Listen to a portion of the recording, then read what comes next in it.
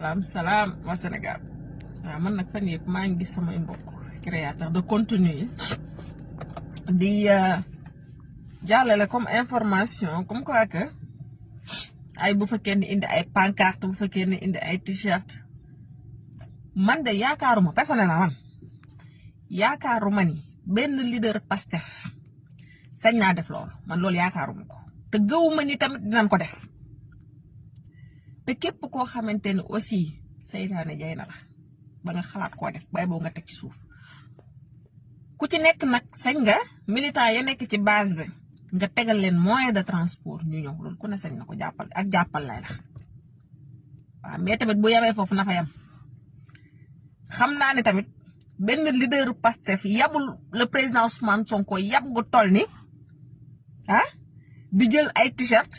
di ko def ci mbooloo di ko def ci di jël sa photo di ko def ci ay t-shirt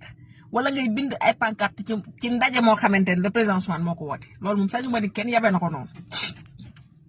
waaw ku ci nekk nag lay sa wàll ci nag xam ko tayam ca gëw ma ni man personne man gëw ma ni loolu dina am ci ñi nga xamante ni ñoo bokk parce que musuta am lu musta am nag bu amee gan ñi nag ñoo tax may wax vidéo bii waa Pastef moomuñu ko de ndax man jusqu'à la preuve du contraire gëw ma ni benn leader Pastef sañ naa jël t-shirt wala jël ay pancarte di ko joxe militant yi ñàkk wun sax noonu fayda waaw loolu militant yi ñàkk wun ko sax fayda ngay jël sa ay t-shirt di ci def sa bopp di leen ko jox ñuy sol di wuy président Ousmane Sonko loolu militant yi ñàkk wun noonu fayda léegi nag gan ñi yéen laay waxal ku ci defar sa t-shirt def ci sa mbooloo jàllal ca xaj ak foo mën a jëm nga jëm fa ak sa t-shirt mais bu ko indi ca mbooloo mais nga xamante ni fee nga xamante ni le président Ousmane Sonko moo fa woote loolu moom bu ko fa xalaatee indi boo ko fa indee gàcce dina la ci topp gàcce goo xamante ni dina xam yow ce que tu pèses loolu premier risque baa ngi noonu. beneen bi mooy sunum ndaje baaxawut loolu waxtaan nag na neex borom kër dëkkoo leen fi dëkkaandoo leen fi da ngeen a wàlliyaan si te gan day yem palaasu gan.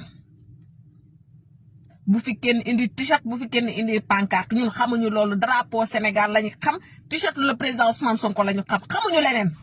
xanaa sax bu doon ay yeneen campagne yi nga xamante ne ay campagne législative ay campagne nangam nga def ci sa kii parce que gox ba ngay campagne tax foofu ngay campagne nga def ko sa t-shirt ak nangam joxe mais mbooloo moo xamante ne meeting boo xamante ne le président Ousmane Sonko moo fa woote ku fi indi lenn lu dul t-shirt wala casquette wala kii bu ñu def Pastef wala le président Ousmane Sonko.